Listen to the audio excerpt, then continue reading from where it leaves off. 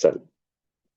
So आपण जेव्हा wave हा टॉपिक पाहिला तेव्हा आपल्याला लक्षात आलं की वेव्ह मध्ये दोन प्रकार आहेत, मेकॅनिकल आणि नॉन मेकॅनिकल वेव्ह. त्याला मीडियमची गरज लागते का नाही या आधारावरती. आणि दुसरं आपण पाहिलं की तिथे जे काही पार्टिकल्स आहेत त्यांची जी काही हालचाल होते त्या आधारावरती पुन्हा मग त्याचे अजून प्रकार पडतात, ते लॉन्जिट्युडिनल आणि ट्रान्सव्हर्स वेव्ह. तर त्याची जी काही मेकॅनिकल वेव्ह आहे, त्याची जी काही पहिली मेकॅनिकल वेव्ह आहे ती वेव्ह त्याचं जे काही लॉन्जिट्युडिनल स्वरूप आहे ते त्या संदर्भाने इथे चर्चा करणार आहोत. त्या टॉपिक बद्दलची ही चर्चा असणार आहे. आपण ध्वनी जेव्हा म्हणतो तेव्हा त्याला प्रसारण होण्यासाठी, प्रपोगेट होण्यासाठी माध्यमाची गरज असते, हे आपण सगळ्यात आधी लक्षात घेतो. आणि साऊंड हा एक ऊर्जेचाच प्रकार आहे जो की पार्टिकल्सच्या व्हायब्रेशनने तिथे तयार होत असतो, हे आपल्याला तिथे लक्षात येतं. या साऊंडचे फ्रिक्वेन्सीच्या आधारावरती प्रकार पडतात, जसे की इन्फ्रासोनिक, ऑडिबल साऊंड आणि अल्ट्रासोनिक. 20 हर्ट्ज ते 20 हा जो काही तुमचा रेंज आहे, या रेंजमध्ये आपल्याला ऐकायला येतं. ह्युमन इयरला ते ऐकायला येऊ शकतं. त्याला आपण ऑडिबल वेव्ह म्हणतो, ऑडिबल साऊंड फ्रिक्वेन्सी म्हणतो. आणि 20 हर्ट्जच्या खाली जी आहे ती इन्फ्रासोनिक आहे, ज्याचे सोर्स म्हणजे भूकंप असेल, हत्ती, व्हेल मासा किंवा लोलक नावाचा एक प्राणी आहे, त्यांना ते ऐकायला येतं, ते ते काढू शकतात. पण अल्ट्रासोनिक म्हणजे 20 किलो हर्ट्जच्या वरचं, जसं की वटवाघूळ असेल, डॉल्फिन असेल किंवा सोनार, आपण साऊंड नेव्हिगेशन अँड रेंजिंग मध्ये जे पाहतो ते अल्ट्रासोनिक वेव्हचे प्रकार आहेत. अपवादात्मक ठिकाणी आपले जे काही 5 वर्षाखालचे लहान मुलं आहेत त्यांना किंवा कुत्र्यांना 25 किलो हर्ट्ज पर्यंतचाही आवाज ऐकायला येतो. कोणाला? 5 वर्षाखालील मुलांना. पण हा साऊंड मेकॅनिकल वेव्ह असल्यामुळे ज्याला मीडियमची गरज आहे, त्यामुळे ते निर्वात पोकळीमध्ये, व्हॅक्यूम मध्ये मात्र आपल्याला ऐकायला बिलकुल येत नाही. हा पार्टिकल्सच्या टू अँड फ्रो मुवमेंटमुळे होणारा एक काय म्हणता येईल, प्रयोग आहे. ठीक आहे. याच्यासाठी आता आपण जे काही साऊंड काढतोय, आता मी जे काही बोलतोय तुमच्याशी, हा साऊंड कशामुळे निघतोय माझा, जो काही ऍडम्स ऍपल आहे, व्होकल कॉर्ड जे काही आहेत, त्या ऍडम्स ऍपलमुळे, व्हॉइस बॉक्समुळे ध्वनीची जे काही कंपन होत आहेत, तिथे हवेचे जे काही कंपन होत आहेत, त्यामुळे तो आवाज निर्मिला जातो. हा ऍडम्स ऍपल, हा व्होकल कॉर्ड, जो काही व्होकल ट्रॅक किंवा व्हॉइस बॉक्स आहे, तो महिलांमध्ये जो काही साईज असतो त्याचा, त्या व्होकल कॉर्डचा छोटा असतो. तो 15 मिलीमीटर इतकाच लांब असतो. पण पुरुषांमध्ये तो मोठा असतो, म्हणून पुरुषांचा आवाज असा जास्त डीप आणि जाड ऐकायला येतो, जो की तुम्हाला आता माझा ऐकायला येत असेल. पण ते स्त्रियांचा आवाज, तुम्ही जेव्हा केव्हा अमृताचे लेक्चर ऐकत असता किंवा अजून कोणाचे लेक्चर ऐकता, तेव्हा तुम्हाला हाय पिच मध्ये ऐकायला येतात. आवाज थोडासा पातळ असतो आणि पिच त्याची हाय असते. ठीक आहे. त्यांचा जो व्होकल कॉर्ड आहे थोडा छोटा असतो, 15 मिलीमीटर इतका असतो. पुरुषांचा 20 मिलीमीटर इतका लांब मोठा असतो. हे सगळं व्हायब्रेशन्स जे काही होत आहेत हवेचे, त्या व्हायब्रेशन मधून तुम्हाला आवाज निर्मिले जात आहेत. विदाउट मीडियम तो होऊच शकत नाही. मग तो जो काही त्याची ट्रान्सफर होतीये, ती ट्रान्सफर वेगवेगळ्या मीडियम मध्ये वेगवेगळी स्पीड धारण करणार आहे. वेगवेगळ्या मीडियम मध्ये ती वेगवेगळी स्पीड धारण करणार आहे. आणि ही स्पीड धारण करत असताना आपल्याला लक्षात येतं की ज्याच्याकडे मीडियम मध्ये इलॅस्टिसिटी जास्त आहे, डेन्सिटी म्हणत नाही, काय, ज्याच्यामध्ये इलॅस्टिसिटी जास्त आहे त्याच्यामध्ये जास्त प्रमाणामध्ये, कारण आपण काय म्हटलं होतं मेकॅनिकल वेव्हच्या बाबतीत, तो एनर्जी स्टोअर करता यायला पाहिजे, त्याच्यामध्ये इनर्शिया असायला पाहिजे. मग इलॅस्टिक मीडियम मध्ये जास्त एनर्जी स्टोअर होऊ शकते नॉन इलॅस्टिक मीडियम पेक्षा. म्हणून मग आपल्याला काही सॉलिड्स मध्ये स्पीड जास्त दिसते लिक्विड पेक्षा. लिक्विड पेक्षा कमी कशात दिसते? गॅस मध्ये दिसते. सॉलिड मध्ये जसं की अल्युमिनियम, निकेल, स्टील वगैरे जे काही पाहतोय आपण, त्याच्यामध्ये 5,000-6,000 मीटर पर सेकंडच्या आसपास चालली येते. लिक्विड मध्ये तीच 1,500च्या आसपास दिसतीये. गॅसमध्ये ती आपण किती पाहतोय? 350 मीटर पर सेकंदच्या आसपास पाहतोय. राईट? मला तुम्हाला जर प्रश्न विचारला मी, की गड्या सांगा मला, रबर इलास्टिक जास्त आहे, इलास्टिसिटी रबरची जास्त आहे का स्टीलची जास्त आहे? काय सांगाल तुम्ही? इलास्टिक मटेरियल सर्वाधिक इलास्टिसिटी ही रबरची जास्त आहे का तुमच्या स्टीलची जास्त आहे? अनंत म्हणतायत रबरची जास्त आहे, रोहन म्हणतोय स्टीलची जास्त आहे. बाकीच्यांना काय वाटतं? Rubber, steel. आपल्याला वरवर जाणवणारी रबरची इलास्टिसिटी ही फक्त थोड्या वेळासाठी आहे, पण स्टीलची इलास्टिसिटी सर्वाधिक आहे. कारण तो कितीही ताणला जाणार आहे. एका इलास्टिक लिमिट पर्यंत तो ताणला जाणार आहे. रबर ताना बरं, तुटणार आहे थोड्या वेळानंतर. डिफॉर्म होऊन जाईल, त्याच्यामध्ये प्लास्टिसिटी येऊन जाईल त्याच्यामध्ये. पण स्टीलच्या बाबतीत ताना तुम्ही एक जण स्टीलला ताना आणि एक जण रबराला ताना, बघा लक्षात येतील तुम्हाला. एनर्जी सुद्धा नाहीये आपल्याकडे तेवढी त्याची इलास्टिसिटी चेक करण्या इतकी. लक्षात येतंय?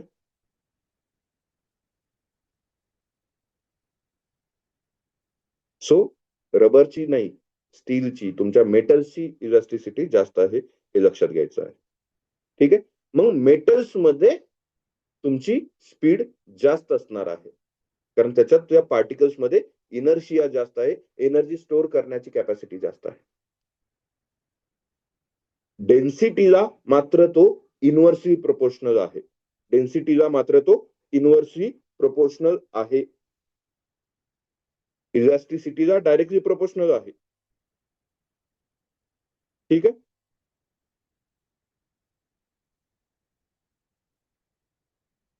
सॉलिड्स हॅव हायेस्ट इलास्टिसिटी, तच सॉलिड मध्ये स्पीड जास्त असणार आहे. लिक्विड मध्ये जास्त असणार आहे गॅसपेक्षा. आणि व्हॅक्यूम मध्ये स्पीडच नसणार आहे, कारण ती प्रोपोगेटच होऊ शकत नाही, कारण ती मेकॅनिकल वेव्ह आहे. ठीक आहे? चालेल. तो आपण काय लक्षात घेऊ? साऊंड ही एक एनर्जी आहे, पार्टिकल्सच्या व्हायब्रेशनने ती प्रोड्यूस होते. त्याला मीडियमची गरज आहे, ती व्हॅक्यूम मध्ये ट्रान्सफर होत नाही, आणि ती सॉलिड मध्ये सर्वात जास्त स्पीड असणार आहे लिक्विडपेक्षा, लिक्विड मध्ये जास्त असणार आहे गॅसपेक्षा.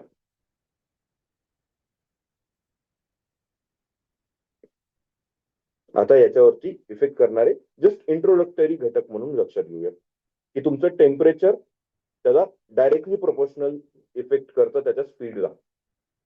तुमची जी काही साऊंडची स्पीड आहे ती root two the temperature directly proportional आहे. 1 डिग्री सेल्सिअस टेम्परेचर वाढलं तर 0.61 मीटर पर सेकंद इतकी त्याची स्पीड वाढते. डेन्सिटीला ते व्यस्त प्रमाणात आहे, इन्व्हर्सली प्रोपोर्शनल आहे.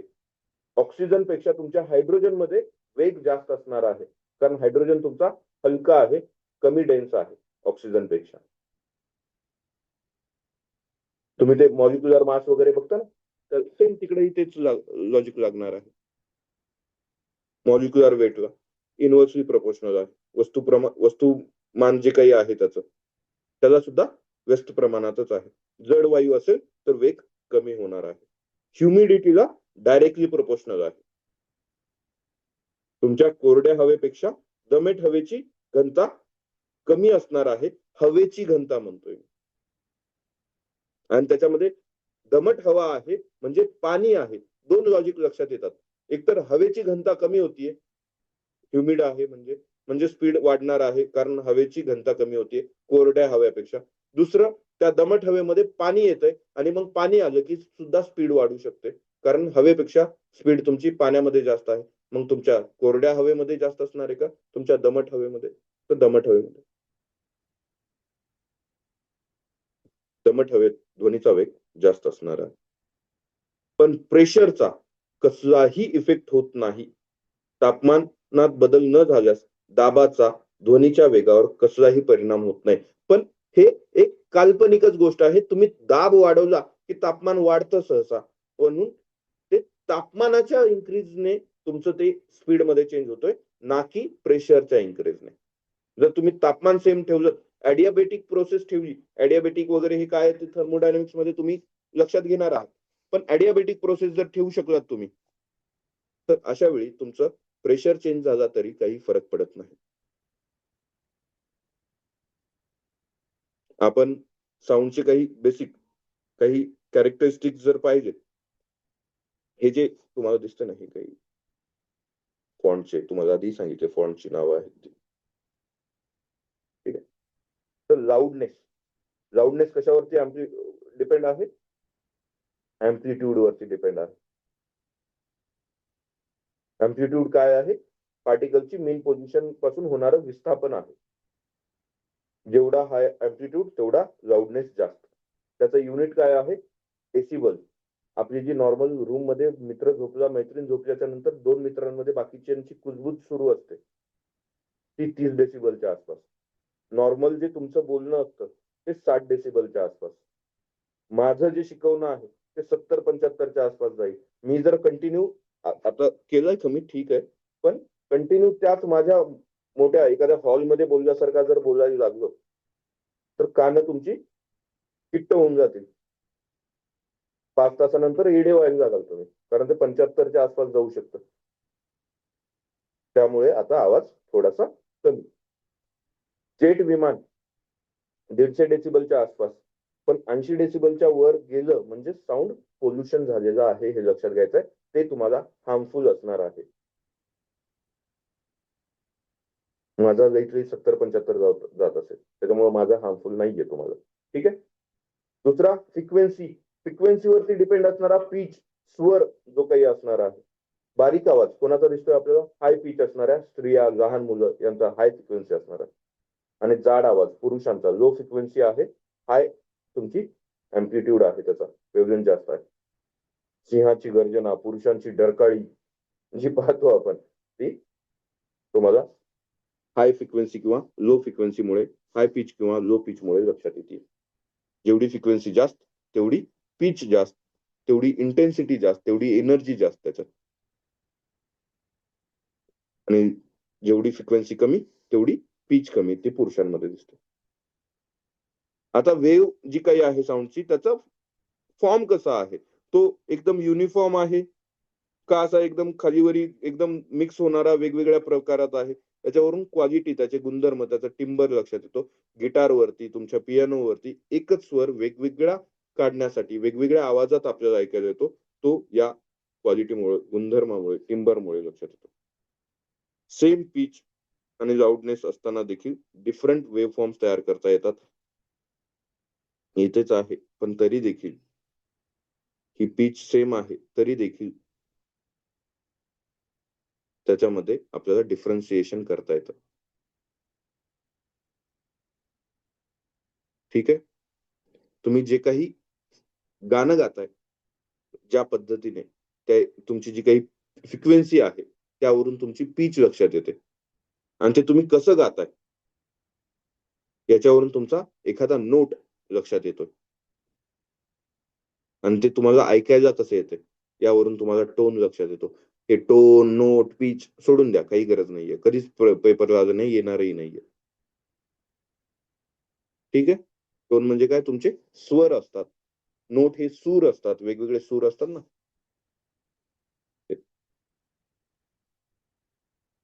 आपण एक एक अजून उलगडणार आहोत. काय?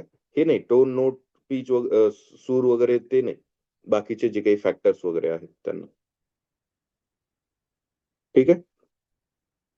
दुसरा मुद्दा येतो तो इको आणि रिव्हर्बरेशन. जेव्हा रिफ्लेक्शन होणार आहे साऊंडचं, ते जर 17 मीटर किंवा 17 मीटर पेक्षा अधिक अंतरावरून होत असेल, जेव्हा रिफ्लेक्शन होणार आहे साऊंडचं एखाद्या मीडियम वरून, एखाद्या भिंतीवरून, ते अंतर जर 17 मीटर किंवा त्यापेक्षा अधिक असेल, तर तो आवाज पुन्हा ऐकायला येतो. हे असतो इको, पुनरावृत्ती होणे ध्वनीची. आणि ते ध्वनी ऐकायला येण्यासाठी वेगळा, तो ऍटलिस्ट 0.1 सेकंदाचा फरक असायला पाहिजे त्या दोन ध्वनीमध्ये. अदरवाईज तुम्हाला तुमच्या ब्रेनला ते दोन ध्वनी वेगळे करता येत नाहीत, ते लक्षातही येत नाहीत.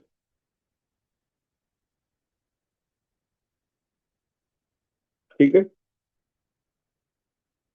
तुम्ही कुठे 17 मीटर, कुठे 17.2 मीटर बघितलं, काही फरक नाही पडणार आहे. ते तुमच्या हवेच्या टेम्परेचरवरती डिपेंड करणार आहे. 344 मीटर पर सेकंद जेव्हा घेता ना, तेव्हा ते 17.2 येतं. असू द्या, काही फरक नाही पडत. आयोगाने 17 मीटर पर सेकंदलाही 17 मीटर या अंतरालाही ओके म्हटलेलं आहे.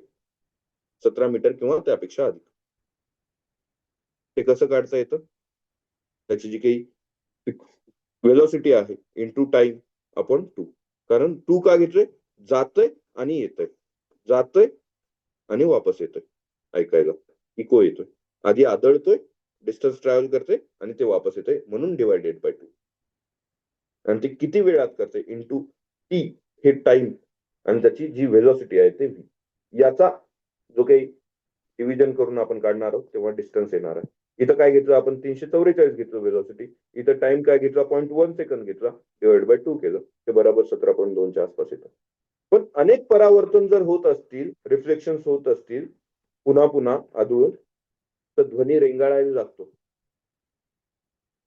त्याला रिव्हर्बरेशन म्हणतात. निनाद.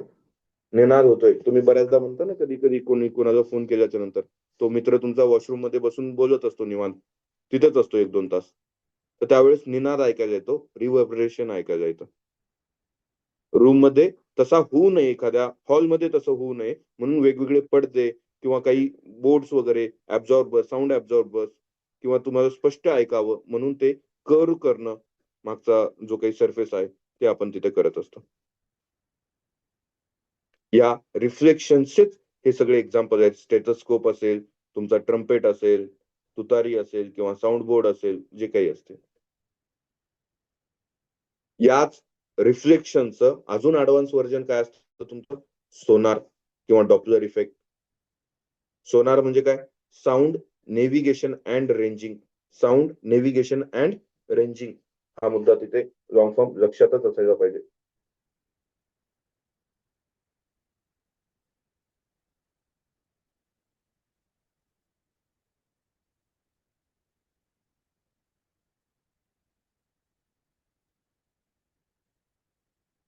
ठीक आहे. Doppler effect. Sound navigation and ranging कशावरती डिपेंड आहे? तुमच्या अल्ट्रासोनिक वेव्हचा वापर करते ती. तुमच्या पाण्याखाली एखादी वस्तू कुठे आहे, हे किती अंतरावरती आहे आणि ती कशी आहे, काय आहे, हे समजून घेण्यासाठी आपण वेव्हचा मारा करतो आणि ते वेव्ह वापस आपण ऍब्झॉर्ब करतो आणि चेक करतो किती वेळात आलेत. मग ते अंतर किती आहे हे लक्षात येतं. अगेन ते डिस्टन्स काढण्यासाठी व्हेलॉसिटी इंटू टाइम अपॉन 2. ठीक आहे. दुसरं डॉपलर इफेक्ट. एखादी वस्तू आवाज करत तुमच्याकडे येते किंवा तुमच्यापासून दूर जाते, अशा वेळी या सापेक्ष गतीमुळे तुम्हाला जो काही त्याच्या फ्रिक्वेन्सीमध्ये आणि वेव्हलेंथमध्ये होणारा चेंजचा आभास होत असतो, तो म्हणजे डॉपलर इफेक्ट. ध्वनीचा स्रोत आणि जो काही श्रोता आहे यातलं जे काही अंतर, जे किंवा गतीमुळे होणारा, सापेक्ष गतीमुळे होणारा जो काही बदल आहे, होणारा भास आहे, वारंवारतेमध्ये होणारा, वेव्हलेंथमध्ये होणारा जो काही बदलाचा भास आहे, तो म्हणजे डॉपलर इफेक्ट. ऍक्च्युअल मध्ये बदल होत असतो का? तर नाही.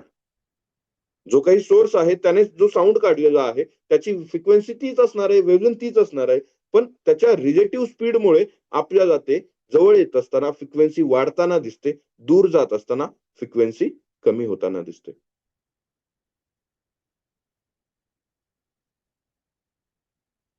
तिसरा मुद्दा येतो सोनिक बूम. तुमचं Mac number.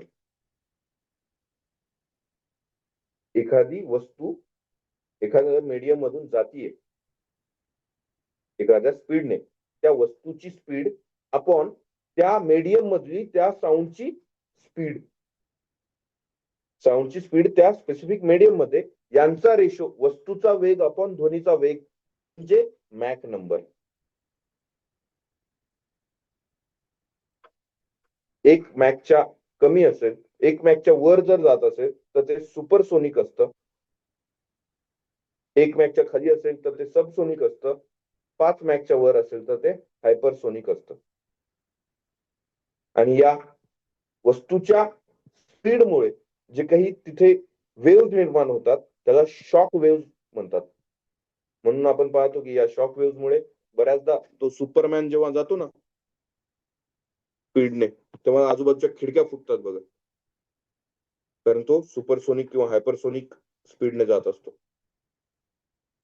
Sonic boom generate करत असतो. शॉक वेव्हज निर्माण होत असतात अशा पद्धतीच्या. तो पुढे जात असताना मागे.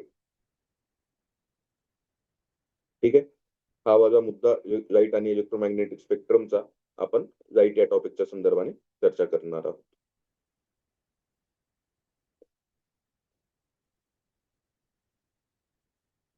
ठीक आहे. जस्ट इंट्रोडक्टरी म्हणून तुम्ही आतापर्यंत आपण जे काही बोललो ते ओके आहे तुमच्यासाठी?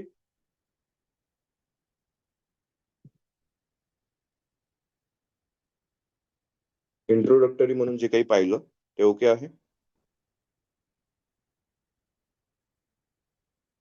ठीक. आता साऊंडच्या संदर्भाने पुन्हा आपण स्टार्ट टू एंड आता त्याला एंडच करून टाकणार आहोत. आता ते आपलं बाजूला पडणार आहे. ठीक आहे.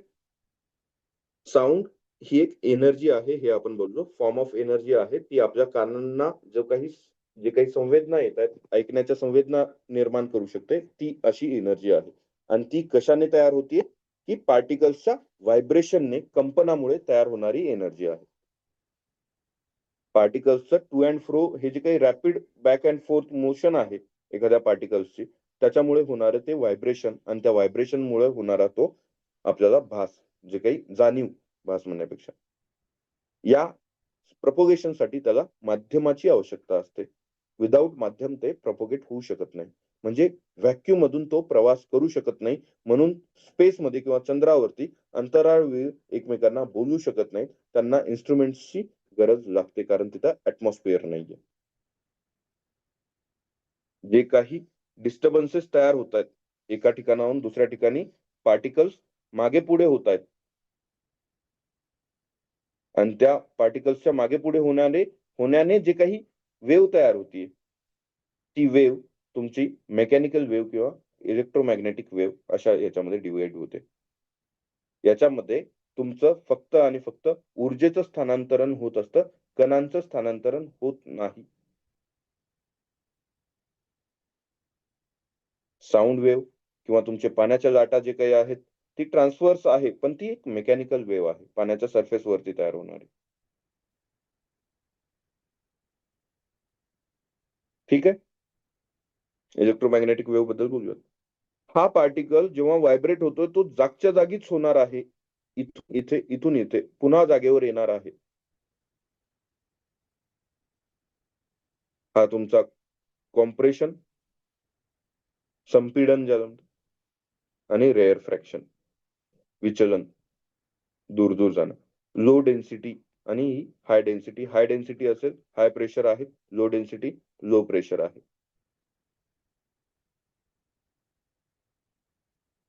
ठीक आहे. आणि हे वेव्ह ज्या डायरेक्शनला जाते त्याच डायरेक्शनला पार्टिकल्सचा टू अँड फ्रो मुवमेंट होताना दिसते.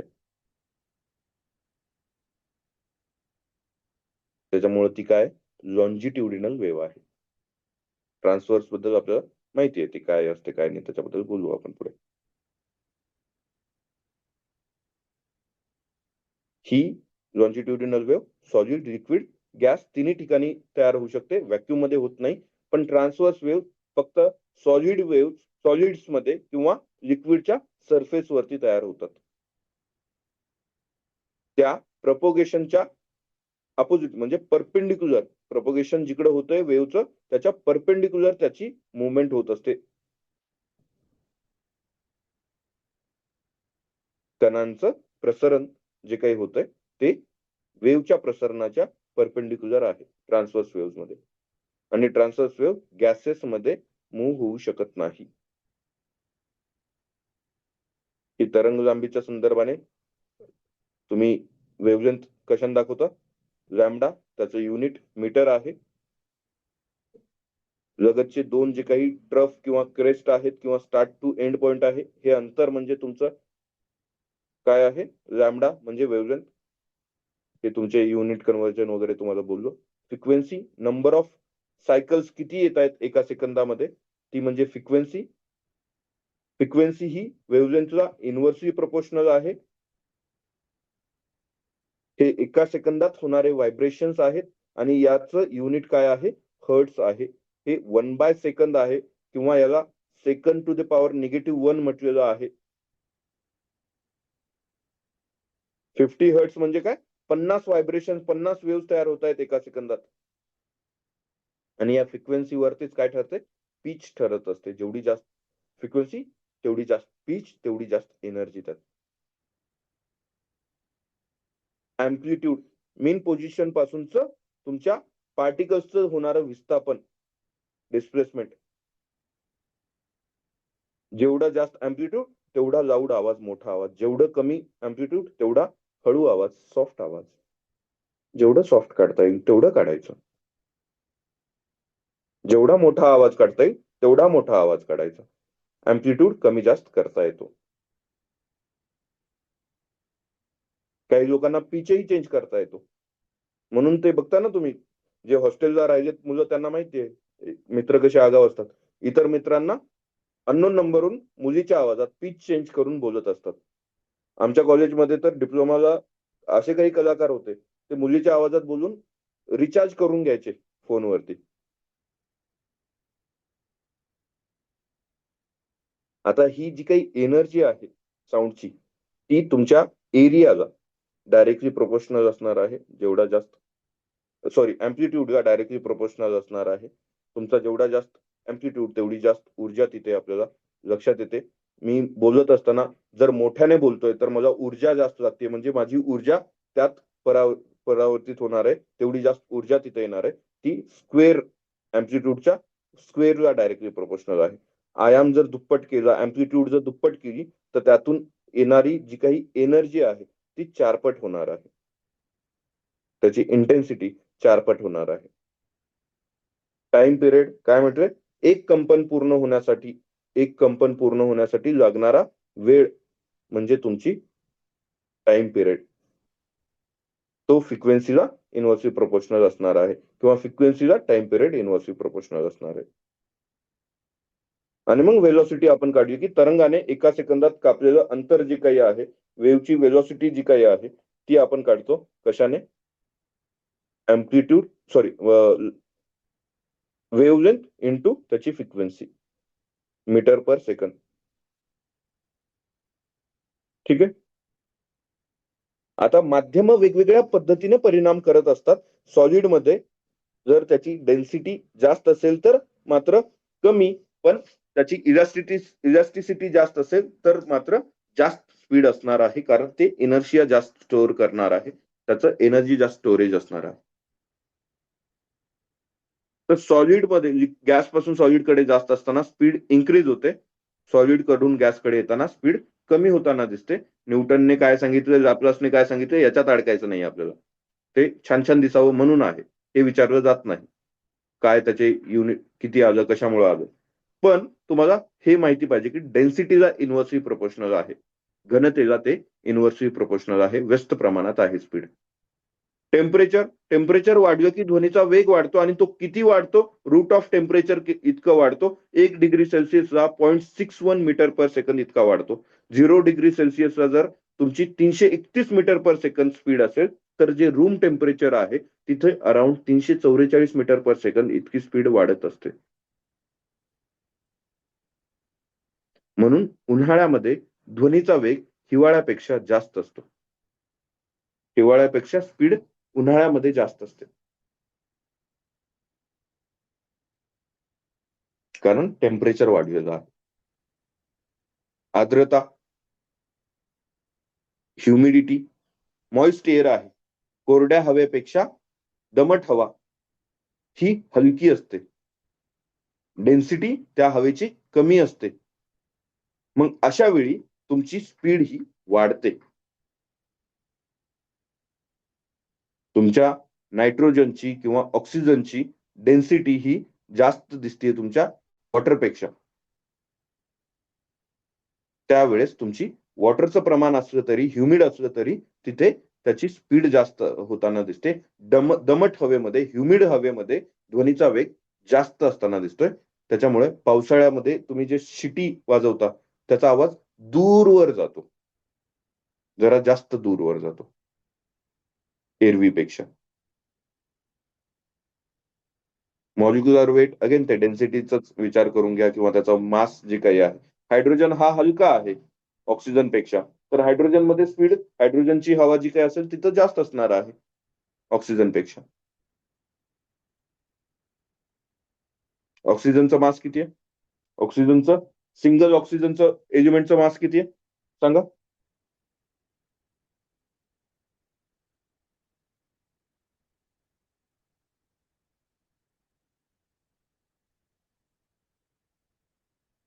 ऑक्सिजनचा ऍटॉमिक नंबर काय आणि मास काय? कमॉन. मी शिकवण्याच्या आधी काहीच अभ्यास नाहीये का तुमचा?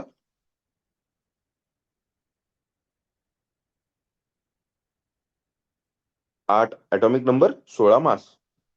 आणि मग मॉलिक्युलचा मास काय येणार आहे ऑक्सिजनच्या? 16 दुनी 32.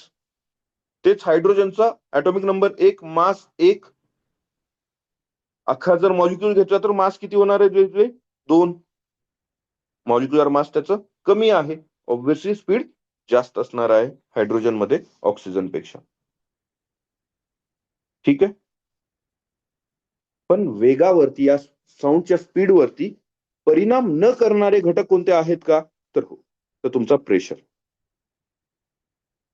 प्रेशर पण टेम्परेचर कॉन्स्टंट राहून, बरं का? टेम्परेचर कॉन्स्टंट राहून. जर टेम्परेचर बदलत असेल तर ऑब्व्हियसली मग तिथे बदल होतोय, पण ते प्रेशरमुळे होत नाही.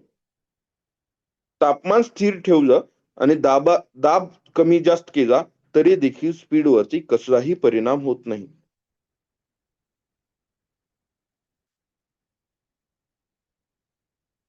कारण प्रेशर कमी जास्त करताय, प्रेशर वाढवताय तर डेन्सिटी वाढतीये, आणि मग प्रेशर कमी करताय तर डेन्सिटी कमी होतीये. ते जे काही आहे ते कॉन्स्टंट होऊन जाते सगळं काही. गुणोत्तर त्याचं सगळं स्थिर राहते, त्याच्यामुळे त्याच्यामध्ये काही फरक पडत नाहीये. पण फ्रिक्वेन्सी, वेव्हलेंथ, अँप्लिट्यूड यांचं कमी जास्त करण्याने काही फरक पडणार आहे का? नाही. स्पीड मध्ये काही एक फरक पडणार नाहीये. याच्यावरती असा प्रश्न येत नाही, पण जस्ट माहिती असावं. कारण फ्रिक्वेन्सी कमी जास्त केल्यामुळे काही होतं की काय असं वाटू शकतं, वेव्हलेंथ कमी जास्त केल्याने होतं की काय. नाही, एक कमी जास्त केलं की दुसरं ते त्याला रिप्लेस करणार आहे. फ्रिक्वेन्सी कमी केली तर वेव्हलेंथ वाढेल, वेव्हलेंथ कमी केली तर फ्रिक्वेन्सी वाढेल. ठीक आहे. प्रश्न असा येऊ शकतो की डोंगर माथ्यावर किंवा पायथ्याशी ध्वनीचा वेग समान असेल का? तर कंडिशन काय? तापमान सेम असेल तर हो. जर तापमान जर डिफर करत असेल तर नाही. ठीक आहे. हा मुद्दा लक्षात असू द्या. आपण बघितलं विविध माध्यमांमध्ये ऍट रूम टेम्परेचर 22 डिग्री किंवा 25 डिग्रीच्या आसपास काय असणार आहे स्पीड.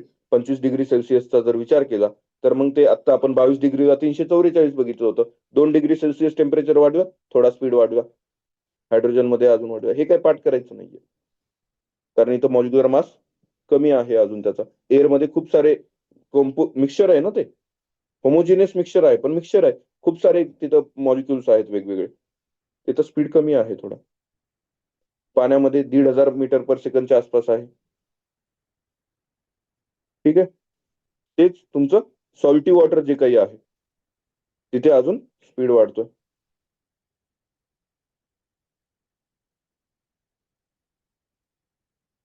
सॉलिड्स मध्ये बघा, ग्लासमध्ये, लोखंडामध्ये, अल्युमिनियम मध्ये वाढत चाललंय. तुम्ही कॉपर वगैरे घेताय त्याच्यामध्ये अजून वाढतोय.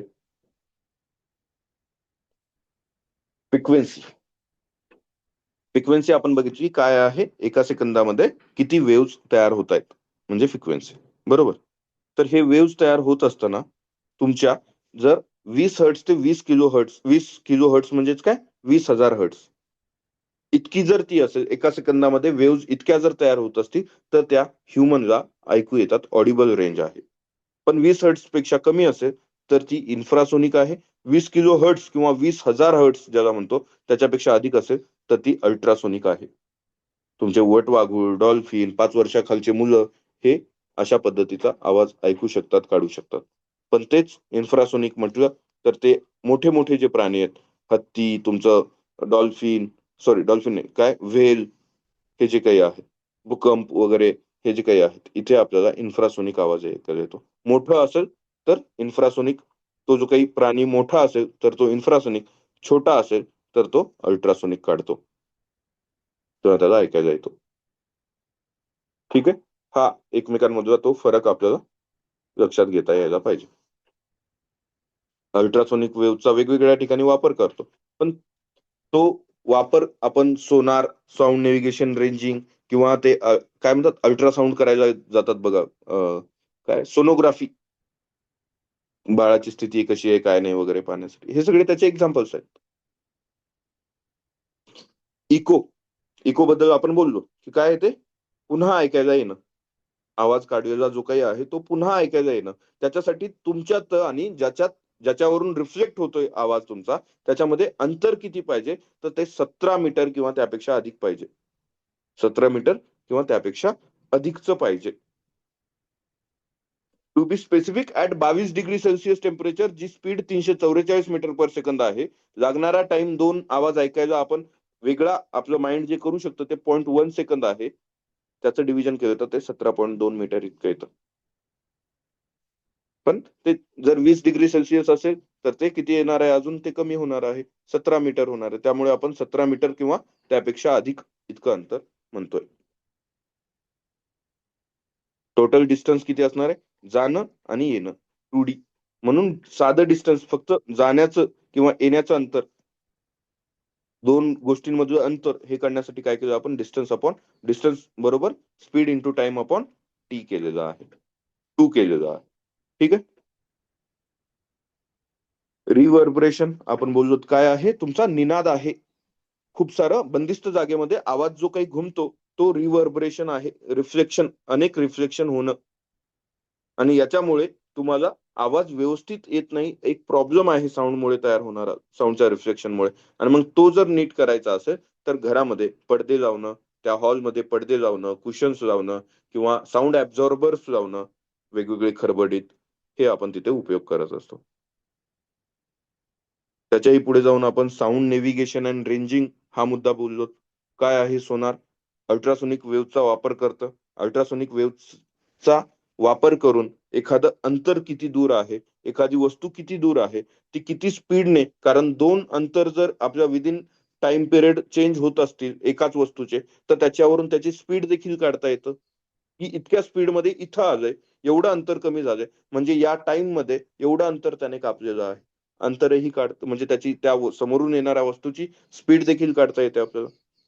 डिस्टन्स तर काढतोच आपण. टोपोग्राफिक रिलीफ कसा आहे, हे सुद्धा त्याचं मॅपिंग करता येतं याचा वापर करून. ठीक आहे.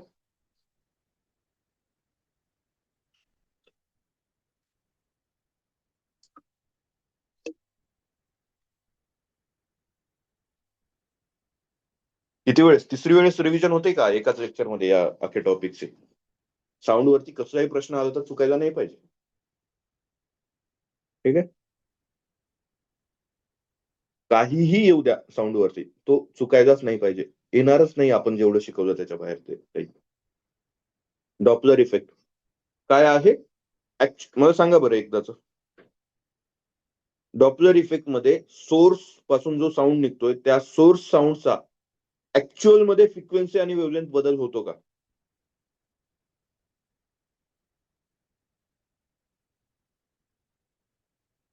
पण जो रिलेटिव्हली ऐकणारा व्यक्ती आहे, पण जो रिलेटिव्हली ऐकणारा श्रोता आहे, त्याच्यासाठी ती फ्रिक्वेन्सी किंवा वेव्हलेंथ बदल होते का?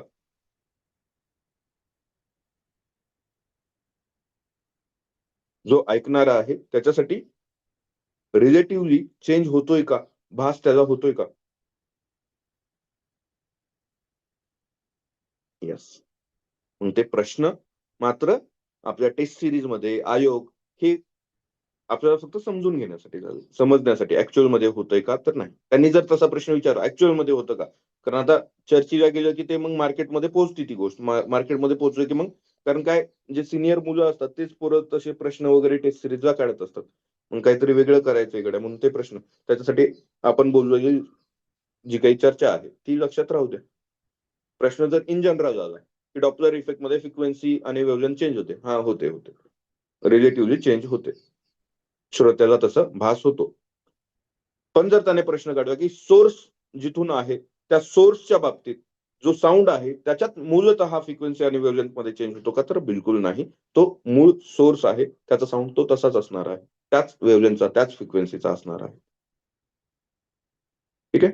एखादी वस्तू, जो साऊंड काढणारा सोर्स आहे तो तुमच्याकडे येतोय, पिच वाढताना आपल्याला लक्षात येते, दूर जाताना आपल्यापासून ती आता दूर चालली आहे तेव्हा पिच कमी होताना दिसते. स्रोत आणि श्रोता यांच्यातील सापेक्ष गतीमुळे वारंवारतेत होणारा आभासी बदल म्हणजे डॉपलर इफेक्ट.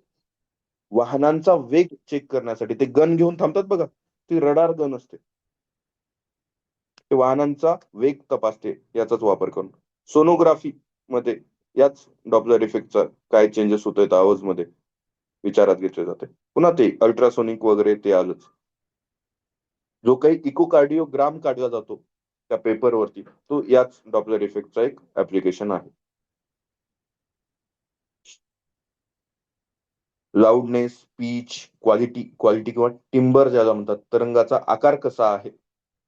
समान पीच आणि तीव्रता असून देखील तुमच्या गिटारमध्ये किंवा व्हायोलिनमध्ये किंवा सतारमध्ये किंवा अजून काय पियानो असेल किंवा अजून तुमचा हार्मोनियम असेल, याच्यामध्ये फरक आवाजामध्ये ऐकायला येतो. वेगवेगळ्या रील्स किंवा व्हिडिओज येत असतात, एकच प्रकारचं गाणं वेगवेगळ्या पद्धतीने वाजवून दाखवतात. मग ते आपल्याला लक्षात येतं की अरे, वेगवेगळ्या इन्स्ट्रुमेंट मधून ते काढलं जातं. ती त्याची क्वालिटी झाली, तो त्याचा टिम्बर झाला, तरंगाचा त्याचा फॉर्म झाला, वेव्ह फॉर्म झाला.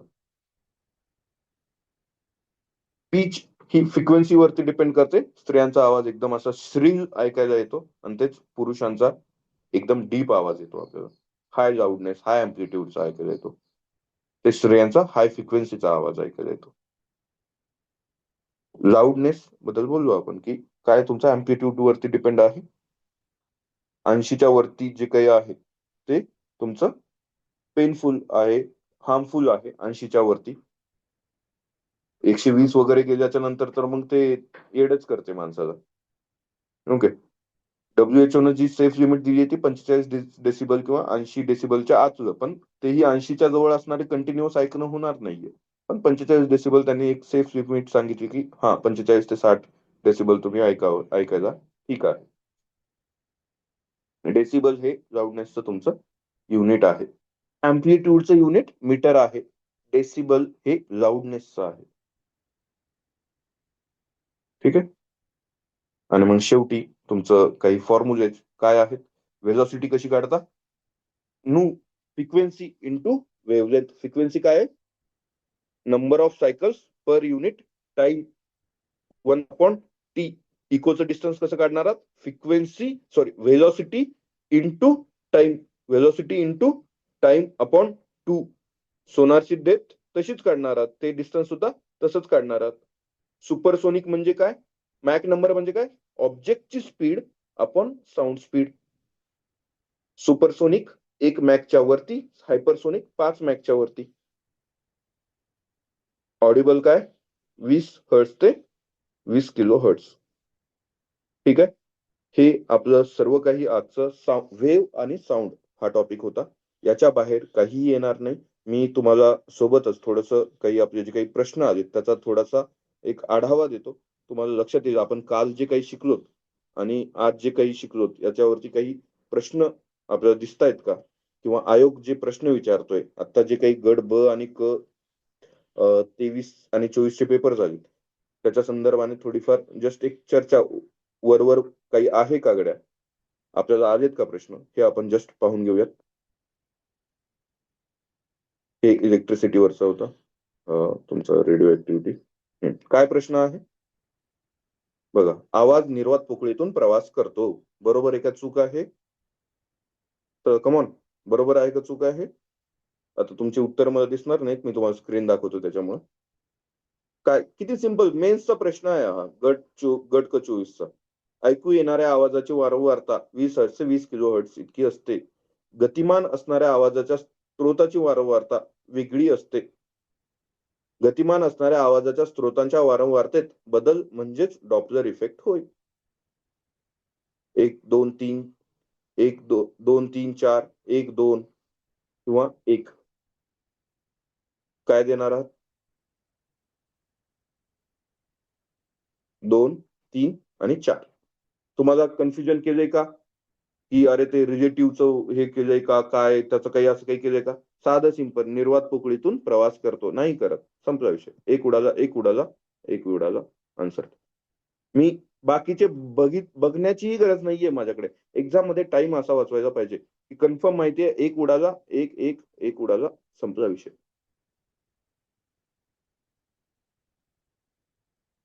फिजिक्समध्ये हा तो प्रश्न, इलेक्ट्रिसिटीवरती एक प्रश्न आणि तुमचा रेडिओ ऍक्टिव्हिटीवरती एक साधाच प्रश्न आहे, की अणुऊर्जा प्रकल्पामध्ये इंधन म्हणून कोणतं वापरणार आहेत वगैरे वापरतात. ते आपण चर्चेला घेऊयात. किंवा तुमचं अजून काय होतं? गड बच बघा. गड ब मध्ये काय दिसतंय? हा तर काय तुमचा? आता गॅमा रेज बद्दल बोललो ना आपण. इलेक्ट्रोमॅग्नेटिक स्पेक्ट्रमची आता जस्ट वेव्हची चर्चा करताना केली की त्याच्यावरती भार नसतो बरोबर. आणि मग इथं काय विचारलं की the radiation from radioactive sample is allowed to pass through a magnetic field region which of the following statement is correct. काय म्हणजे all the radiation get deflected in only one direction. नाही, alpha beta gamma हे 3 वेगळे आहेत. Gamma आमचा electromagnetic spectrum वाला भाग आहे, त्याच्यावरती भार नाहीये, तो बिलकुलच डायव्हर्ट होणार नाहीये. आणि जर अल्फा होत असेल तर तो इलेक्ट्रॉनकडे डायव्हर्ट होईल, बीटा होत असेल तर तो प्रोटॉनकडे डायव्हर्ट होईल. एवढं तर कॉमन सेन्स आहे आमच्याकडे. जे काही इलेक्ट्रोमॅग्नेटिक म्हणजे तुमचं रेडिएशन जे काही होणार आहे त्यातून बाहेर पडणारे हे 3 कण असतात. आणि त्याच्यामध्ये मग all the radiation remain undeflected. नाही बाबा, हे अल्फा बीटा तर डिफ्लेक्ट होणार आहेत.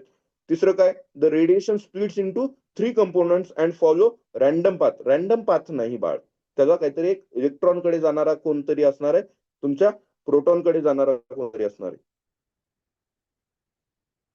काय विचारूया पुढे अजून?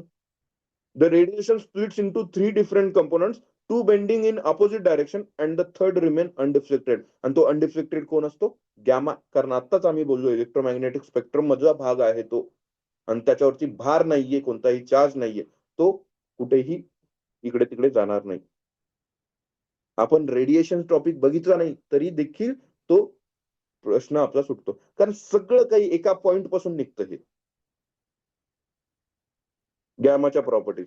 Which of the following is the property of gamma rays? It carries 2 units of positive charge. But the ionizing power is 100 times greater than the beta rays. Beta rays पेक्षा जास्त असणार आहे. नाही, बीटा मध्ये त्याचं मास जास्त आहे तुमच्या याच्यापेक्षा. त्यांच्यावरती दे are not affected by electric and magnetic field. Yes, आम्हाला हे माहिती आहे. हे जरी 100 एका 1000 माहिती नसेल तरी फरक नाही पडत.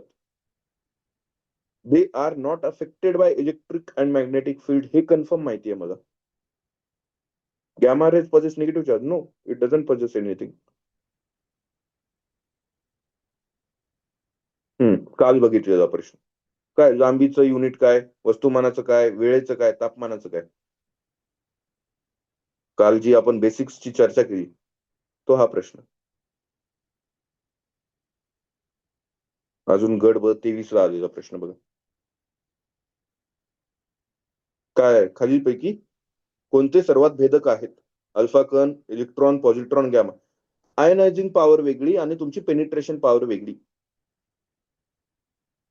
ओके. आयनायझेशन पॉवर वेगळी आणि पेनिट्रेशन पॉवर वेगळी. ते आपण टॉपिक बघताना किंवा पीवायक्यू अनालिसिसची बॅच तुम्ही जेव्हा कराल तेव्हा ते वेगळं वेगळं बघू आपण अजून निवांत. ओके. रेडिओ ऍक्टिव्हिटी टॉपिक करताना ते सगळं होणारच आहे. पण इन जनरल सुद्धा माहिती आहे की सर्वात भेदक कोण आहे? तुमचा गॅमा किरण आहे. पेनिट्रेशन पॉवर सर्वाधिक आहे. आयनायझेशन पॉवर कमी आहे. भेदन क्षमता जेवढी जास्त तेवढं आयनायझेशन पॉवर कमी. एकमेकांना तुमचे इन्व्हर्सिव्ह प्रोपोर्शनल आहेत ते. या खालीलपैकी कोणता तरंग यांत्रिक तरंगाचं उदाहरण आहे? ध्वनी तरंग. काय दिलं ऑप्शन? प्रकाश, रेडिओ, दूरचित्रवाणी तरंग. हे तर बाकीचे सगळे तुमचे इलेक्ट्रोमॅग्नेटिक स्पेक्ट्रमचा भाग आहेत ना. हा झाला, हा झाला, हा झाला.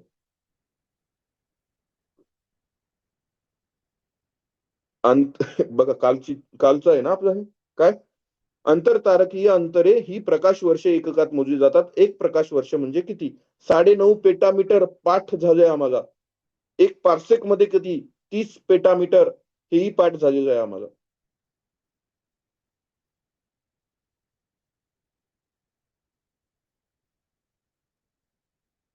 किलोमीटर मध्ये विचारलं तर तेही आपल्याला लक्षात यायला पाहिजे.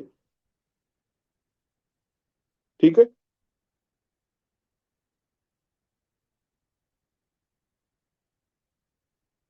तर 23 गट ब चाही मुख्यचा तुम्हाला लक्षात आलं.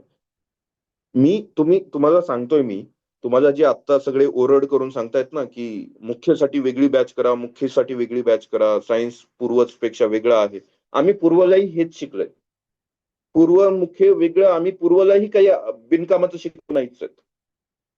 तिथंही आम्हाला माहिती आहे, की आम्ही जेवढं केलंय त्यातूनच प्रश्न येतायत आणि येत आहेत.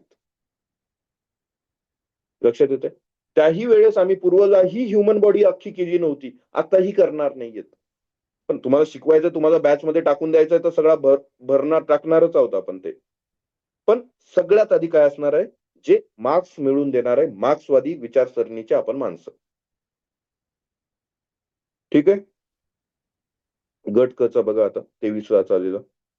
घ्या. हे पण आपण कालच बघितलेलं आहे. बॅरोमीटर काय? हवेचा दाब मोजतो. अॅनेमोमीटर वाऱ्याचा वेग मोजतो. सिस्मोग्राफ भूकंपाची तीव्रता. डेसिबल आवाजाची तीव्रता. साधा सिंपल प्रश्न.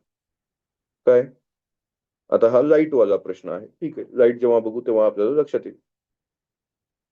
तरी देखील आज जे थोडंफार बोललो त्याच्यावरूनही ते यायला पाहिजे. पण आपण किंवा पूर्व परीक्षेला जे बघितलं. साधा सिंपल प्रश्न आहे.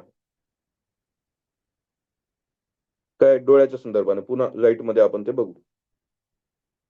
झालं. एवढाच तो जो काही प्रश्न येणं अपेक्षित आहे ते इथंच फिरतायत. जरा तुमच्याकडे बघतो आता. So how was the session? आपण रेकॉर्डिंग स्टॉप करूया इथे.